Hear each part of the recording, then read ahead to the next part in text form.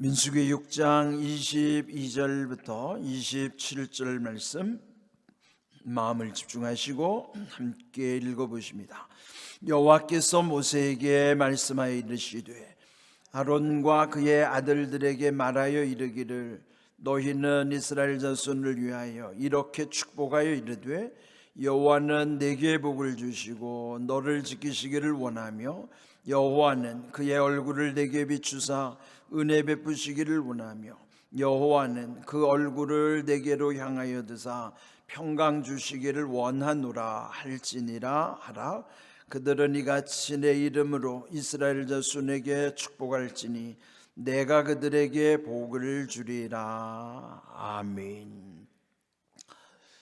민수기 이 6장의 결론은 제사장들로 하여금 그 백성을 축복하게 하시는 말씀으로 결론을 맺고 있습니다.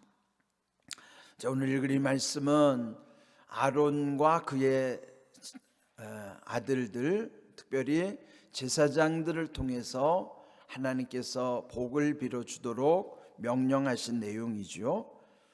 그 구체적인 내용이 24절부터 26절에 나옵니다. 여기 문장으로 보면은 다 세 문장으로 되어 있어요.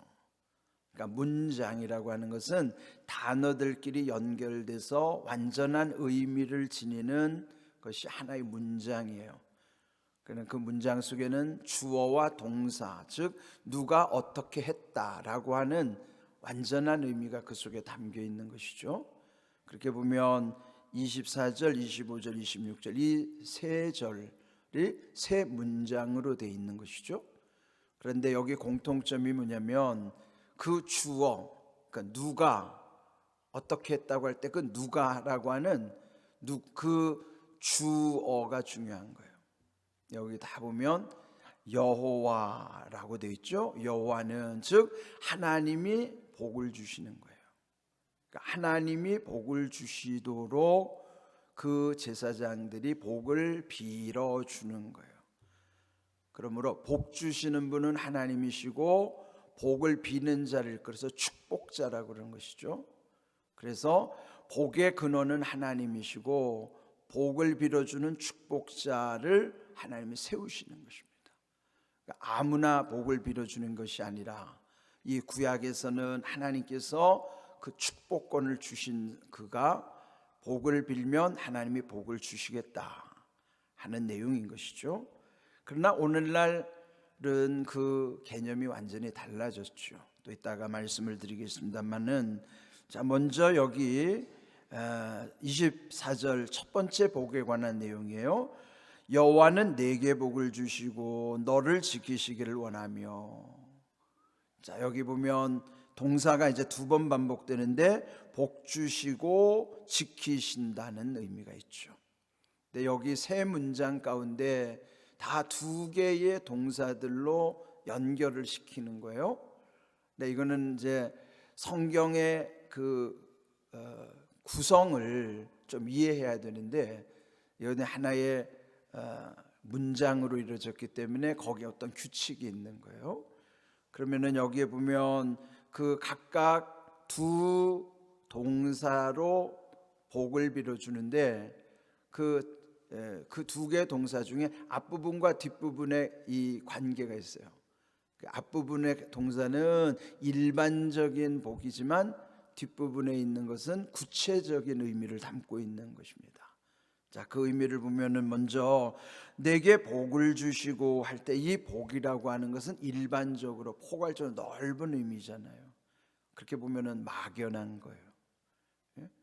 그런데 그 막연하게 느껴지는 넓은 의미의 복이라는 것이 좀 더 구체적으로 무엇인가 지켜주시겠다 하는 거예요.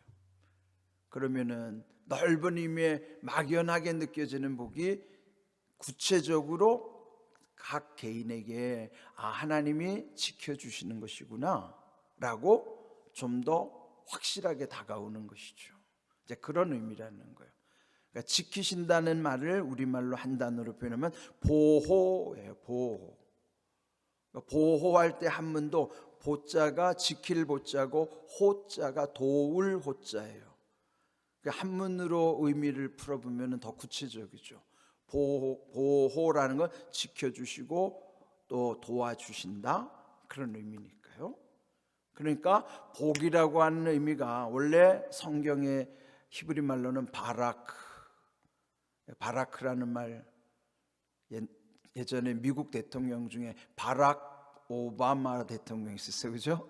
오바마라는 성인데 이름은 바락이에요. 바라크라는 뜻이 복을 주다, 그런 뜻입니다. 그 이름이 좋은 이름이죠.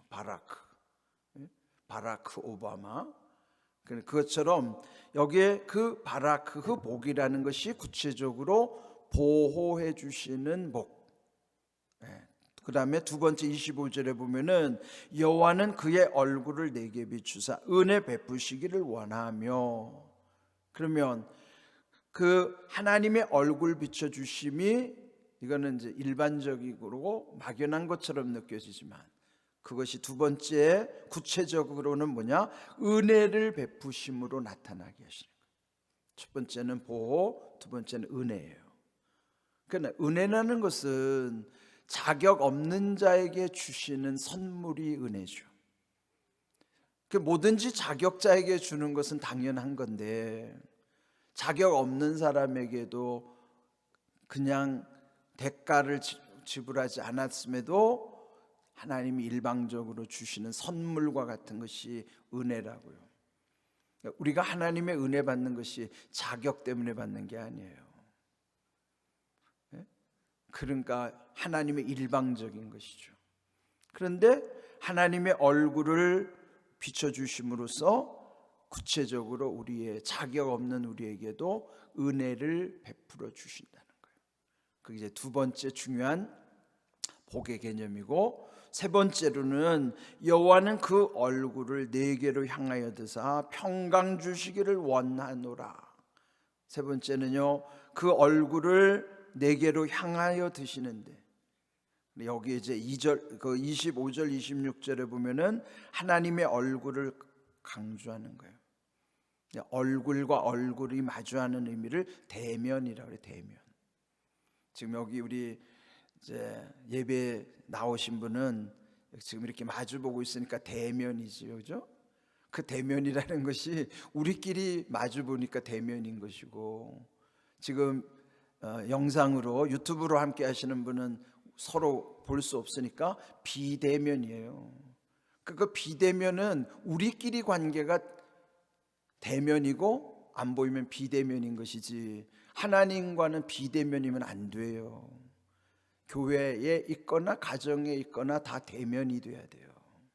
그러나 우리끼리는 대면 비대면이라고 구별할 수 있을지 몰라도 예배 자체는 하나님과의 마주하는 거예요. 그러니까 말에 쏘으면 안 되는데 우리 코로나 때문에 무슨 대면 비대면 가지고 시비를 붙으면요, 유치한 거예요. 예배의 본질은 어디 있든지 하나님과 마주하는 대면의 관계여야지, 무슨 그거 가지고 교회 오면 대면이고 교회 안 오면 비대면이고, 그거 가지고 싸우면, 아니 교회 와서도 하나님과 마주하지 않으면 그 사람은 비대면인 것이죠. 그러니까 본질이 중요한 거예요. 우리의 마음 중심에서부터 하나님이 다 보고 계시지. 예? 그러니까 여러분 지금 가정에서 예배 드리시는 분들도 여러분이 교회에 올 수도 있는데 편하니까 예배 그냥 가정에서 누워서 예배 드리는 사람 있으면 그거는 옳지 않죠. 예? 가정에서 할 수밖에 없는 분은, 어쩔 수 없기 때문에 가정에서 드리는 분은, 그거는 주님이 그 중심을 보시겠죠. 저는 지금도 그렇게 생각해요. 가정에서 예배 드리는 분은 교회를 못 오는 형편이기 때문에 가정에서 예배 드린다고 저는 생각해요. 또 그렇게 믿고 싶습니다. 그러나 하나님은 다 아시겠죠. 예? 그러나 나올 수 있으면 나오는 게 좋은 거예요. 그런데 나올 수 있는데도 내가 편하기 때문에, 저도 코로나 걸렸을 때요, 집에서 비대면 한번 해보니까 별로 안 좋더라고요.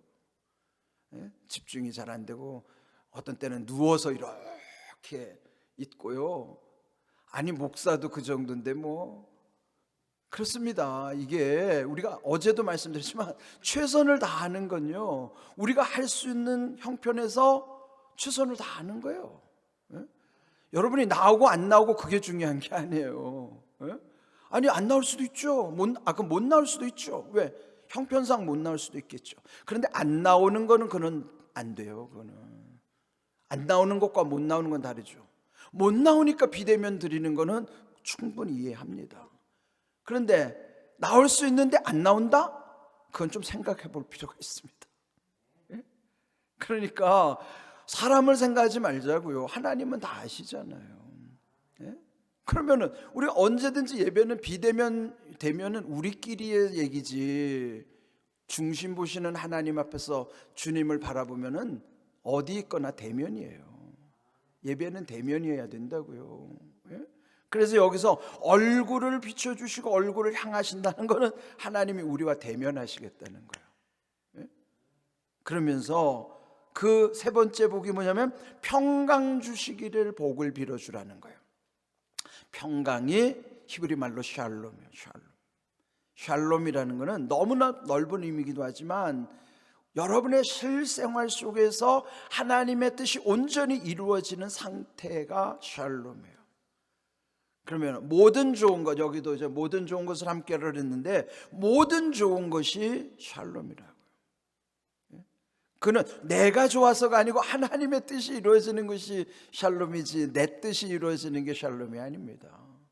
지금은 내가 고난의 길을 가도 하나님의 함께 하시고 하나님의 뜻을 이루는 고난이라면 이 고난은 좋은 고난이에요.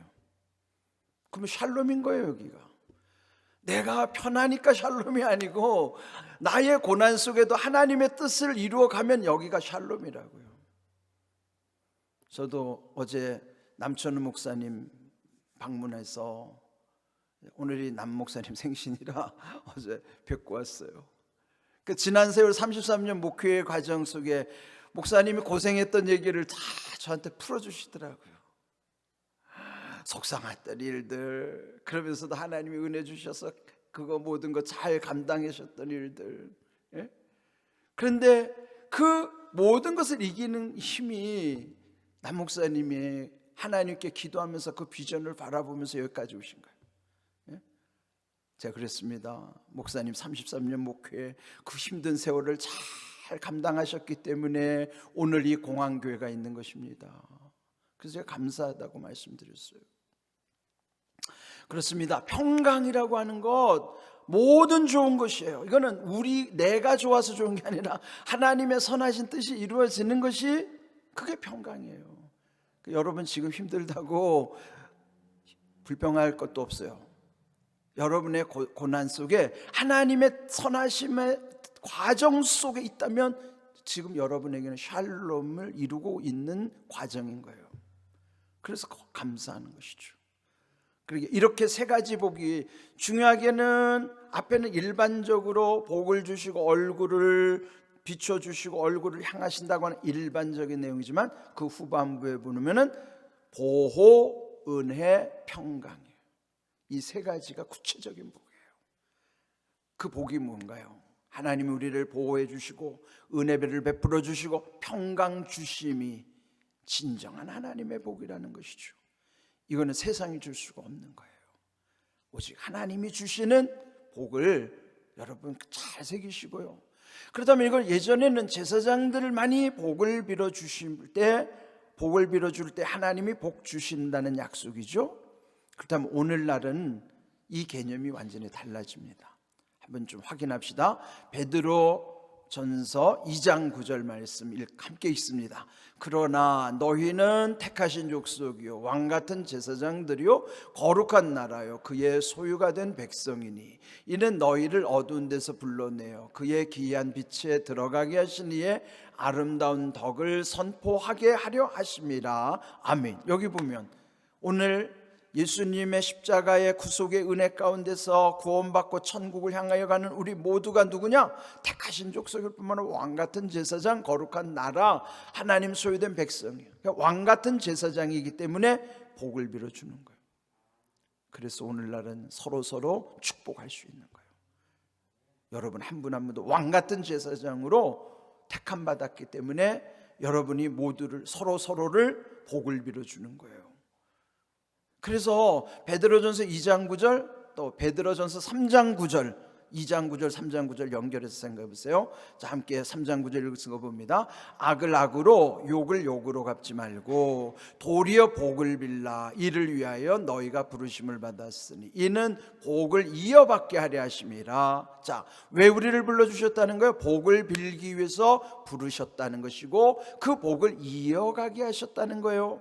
근데 여기서 보면 악을 악으로 욕을 욕으로 갚지 말라고 그랬는데 세상은요 악을 악으로 갚습니다. 욕을 욕으로 갚습니다. 그런데 우리도요 화가 나면은 그런 욕구가 생긴다고요.